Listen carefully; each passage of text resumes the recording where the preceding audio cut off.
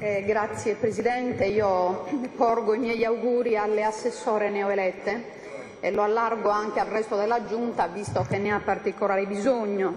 Ovviamente non posso gioire per il metodo, visto e considerato che l'inserimento delle donne in Giunta è stato possibile solo attraverso delle forzature legali, una vergogna che sicuramente segnerà la storia di questa stagione politica sarda.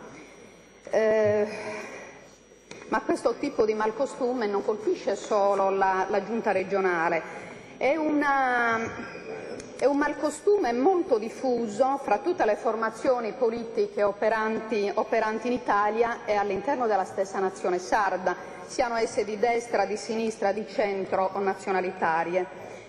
Io vorrei far cenno a qualche situazione così a ridosso della nostra città, parlo di situazioni geografiche vicine, quindi a 15 km da Cagliari. Abbiamo il caso di esclusione delle donne nella città di Sinnai, con l'aggravante di avere come unica donna il sindaco, non supportata da altre donne in giunta. Scusi, interrompo, parlo domani, Presidente, intanto posso rinunciare alle vacanze. Controlli un attimino l'assemblea. Meloni, io non ti disturbo. Il comune di Iglesias, ad esempio, brilla per avere solo una donna in giunta. Il comune di Gonnesa versa anch'esso nella stessa situazione, per non parlare della provincia dell'Ogliastra, e comunque potremmo anche allargarci al nord Sardegna, che la musica non cambia, l'elenco sarebbe troppo lungo. Quindi, comune di Alghero, mi suggeriscono. Sarebbe quindi di buon auspicio che tutte le istituzioni applicassero le direttive espresse dalle sentenze del TAR Lazio e del TAR Sardegna, questo per evitare l'umiliazione di dover percorrere vie legali già citate, di cui abbiamo visto anche i risultati.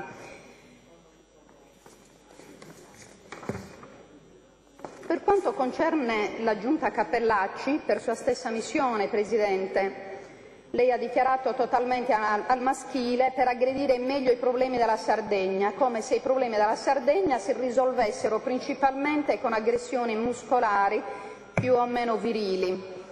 E di queste aggressioni muscolari che in questi 2 anni... Senta, Presidente, io la smetto di parlare qua dentro, per gentilezza gestisca l'Assemblea, è compito suo. Onorevole Zunchetti, ha ragione, vorrei pregare i colleghi a destra e a sinistra di essere un po' rispettosi di chi parla, perché sennò è anche imbarazzante. No, chiudiamo, rinviamo all'autunno, non cambia la musica, rinviamo.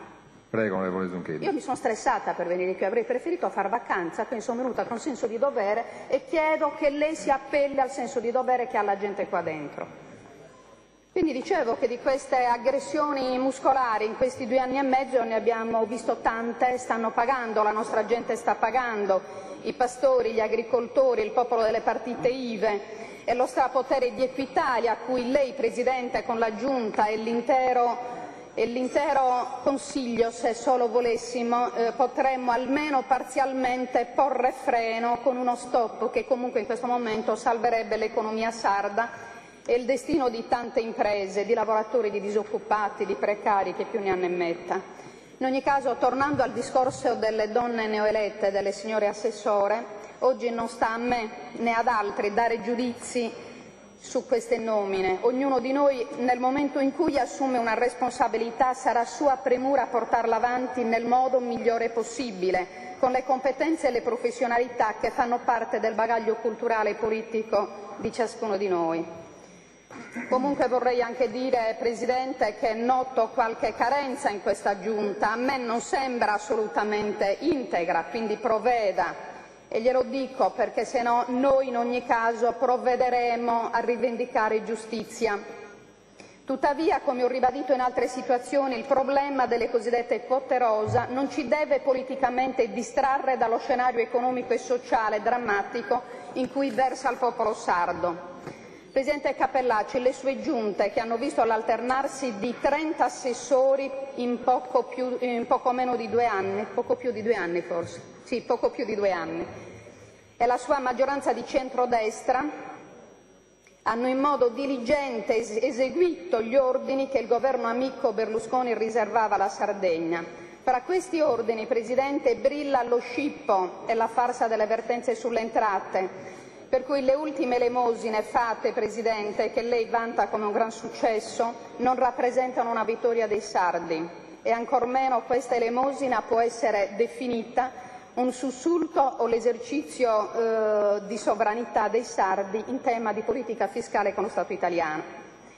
Troppe ombre hanno accompagnato gli atti politici e amministrativi delle sue giunte, Presidente, l'Eolico, con i suoi strascichi giudiziari. Questo è un campanello d'allarme sull'infiltrazione mafiosa e camorrista a cui l'economia sarda, e non solo quella legata alle costruzioni sulle coste, che purtroppo è infiltrata già da lungo tempo, senza che la politica, assumendosi la giusta responsabilità, abbia denunciato con forza ed espresso la volontà di bloccare questo fenomeno di infiltrazione economico-criminale che distrugge le nostre economie.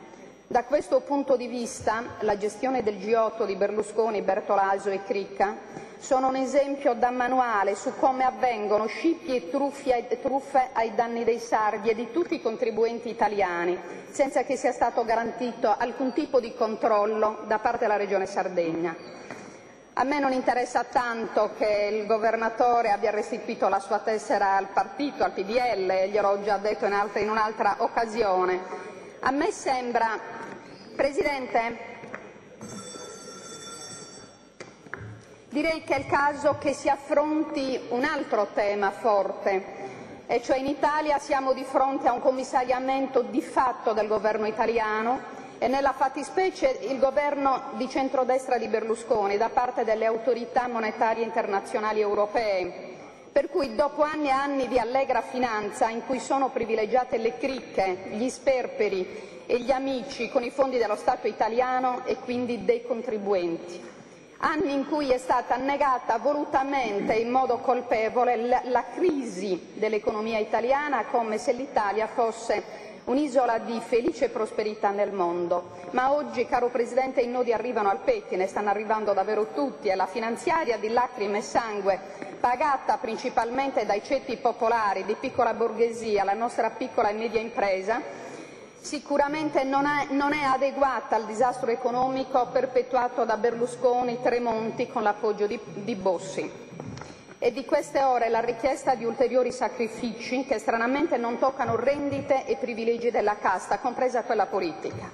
Di fronte a questo scenario di disastri e di desertificazione economica e sociale, la Sardegna, in quanto anello debole, però, Presidente, è davvero una vergogna. Io quando parlo davanti voglio avere qualcuno che mi ascolta.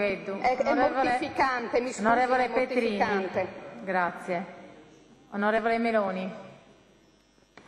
So che è noioso l'argomento, sono noiosa io, sarò pesante, ma si può uscire.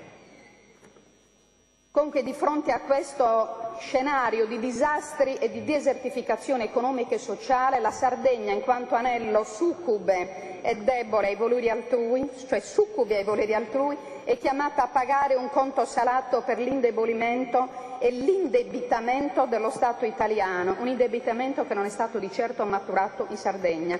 Quindi, visti i tagli drastici sui diritti dei sardi, quindi dall'istruzione alla sanità alla farsa dell'aggiudicazione della Tirrenia, in Italia c'è pericolo reale di crollo istituzionale che verosimilmente si ripercuoterebbe anche in Sardegna.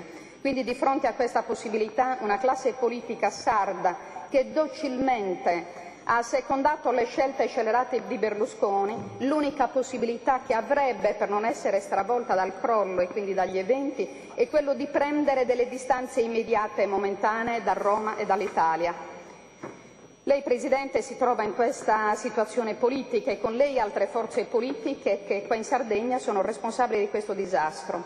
In questa situazione non c'è cosa migliore per aumentare la confusione che proclamarsi difensore dei diritti della Sardegna, perorare la causa dell'identità sarda, parlare di aumenti di quote di sovranità e in alcuni casi, come ho sentito in quest'Aula, dichiarazioni di indipendenza. Tutti eravamo consapevoli di essere su scherzi a parte. La realtà è ben più tragica. Noi siamo di fronte a una classe politica compradora che pur di continuare a lucrare politicamente ed economicamente sulle ricchezze dei sardi è disponibile persino a cambiare la pelle, quindi dal lupo italiano diventare agnello sardo, cioè il passo è breve. Ma i sardi non cadranno in questa trappola, caro Presidente. In questa trappola trasformista i pastori sono parte della genia dei sardi, quindi la Sardegna è una nazione ricca di risorse, di donne e di uomini intelligenti e paradossalmente la Sardegna è considerata povera perché come l'Africa è ricca di risorse economiche ma non è libera. Oggi la Sardegna non è libera né indipendente né economicamente, ancor meno politicamente, mentre potrebbe esserlo. Questo tipo di trasformismo... Grazie, onorevole Zuncheddu.